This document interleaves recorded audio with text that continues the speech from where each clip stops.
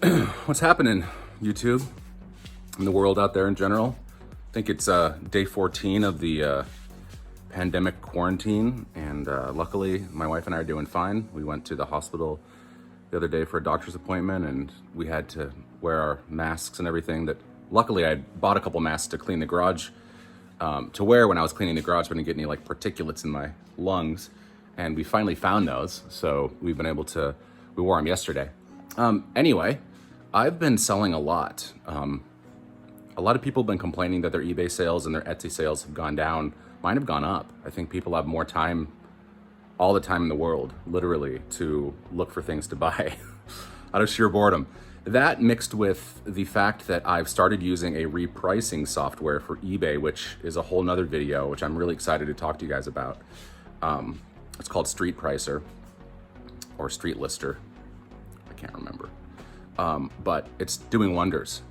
Now, here's the thing. Well, let me skip ahead. I'm gonna show you guys what I sold, and I'll explain a couple things.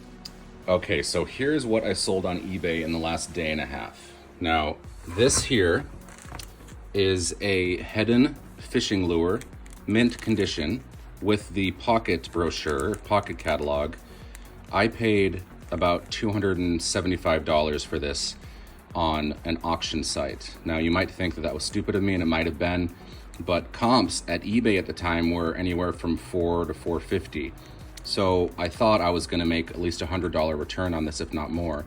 It's been sitting on eBay for about 6 months, and with that repricing software, it competes with similar listings and it undercuts them.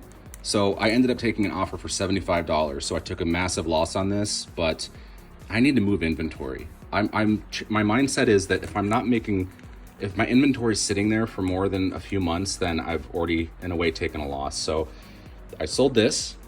I sold these 2 trains for $30 a piece. I had them listed at like anywhere from 60 to 70 a piece, but these as well have been on there for about, I don't know, 6 months. So I already made a profit on these. Of all the trains I've sold, I already made my money back, so this is just gravy. So I sold these 2. The repricing software actually repriced these for me. It competed with the lowest competitor, and so these instantly, I had a person say, what would you take for both of them? These we bought at an estate sale a few months ago for $1. These sold for $11. I had them priced at $15, and with the repricing software, it knocked them down to the lowest competitor, and I sniped them out. And then this here is a vintage Playboy, which I can't really show you the front of. This one sold for about $8 with $3.30 media mail shipping. So all in all, we're looking at 75 plus 60 plus 10 plus 8. So 75 plus 60 would be 135 plus 10, 145, 150, 160. Minus eBay fees, minus shipping, we're probably looking at like 125 in that range for one day. So that's not bad at all. So I'm gonna pack these up, and then I'm gonna show you what I sold on Etsy. All right, so here's all the eBay sales packed up. We've got the vintage adult magazine here. We got the 2 trains here. We've got the toothbrush attachment dealios here, and we have the fishing lure in this box. Now I'm gonna break out what I sold on Etsy and show y'all. So here's what I sold on Etsy.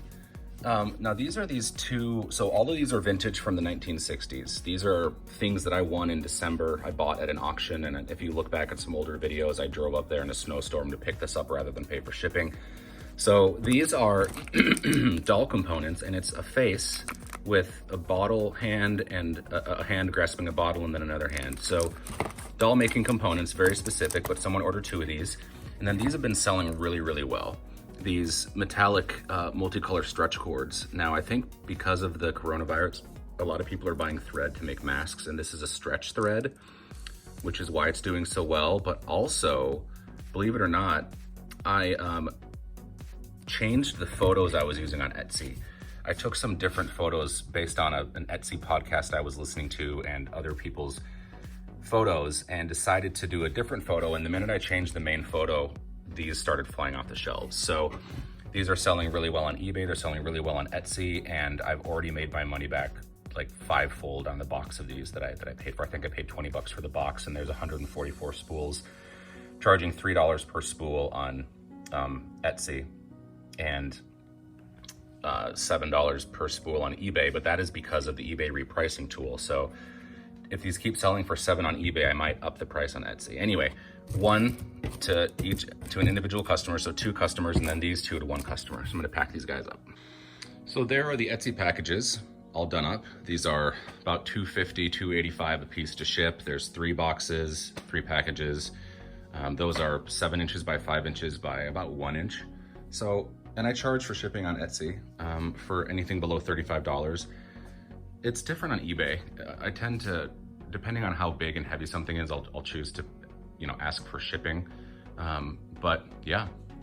So with Etsy sales combined with the eBay sales, those Etsy things were about, $4 a piece. So not the greatest sales, but 12 bucks, it's just passive income. I put a lot of work into creating those Etsy listings. So the idea is to have the Etsy be this highly curated, really take the time to take beautiful photos, amazing descriptions, and I have hundreds of items in stock that will just list once and resell over and over again. So that's the idea with Etsy, is to set it and forget it. eBay is more of a baby I need to feed and comfort and change its shitty diaper all the time, because things are constantly changing and it's an expensive venture. I am looking at possibly branching out from eBay because it sucks. They charge a ton, the user interface is horrible. Actually, I feel bad. I reached out to one of the, I found the guy on LinkedIn who's in charge of the user interface. He's been working at eBay for like 10 plus years, and I sent him a message saying, look, I know that you're not solely responsible for how Etsy or how eBay's looked for the past 20 years, but I wanted you to know that as a seller and a buyer, it's a horrendous experience. And you guys really need to update your stuff, because the minute that a competitor comes out, everyone's going to abandon ship. And it's true. There's a few other marketplaces out there that are starting to pick up steam, but I don't have the energy to transfer all my listings from eBay to that one. I mean, monitoring that site, Etsy, eBay, marketing on Pinterest, marketing on Facebook, marketing on Instagram, it's like a full-time hobby. And the minute this hobby becomes an unfun venture, I'm just gonna stop doing it, which I don't want to happen because I like it. So I'm going to make sure I'm only doing things that I feel I can sustain. Anyway, I haven't recorded in a while. I'm gonna shoot, or edit a bunch of videos today and get them synced up to YouTube.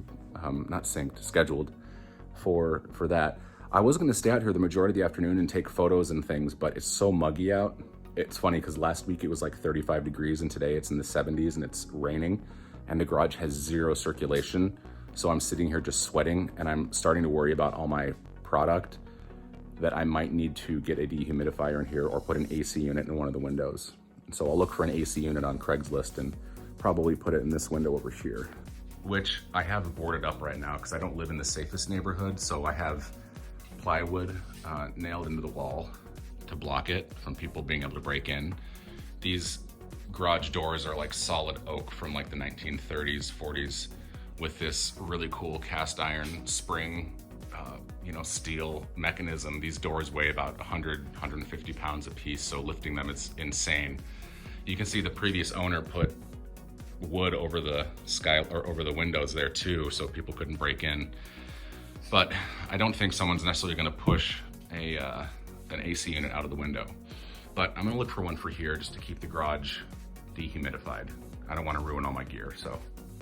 Anyway, thank you so much for watching. I appreciate every view. Please hit the subscribe and notification button.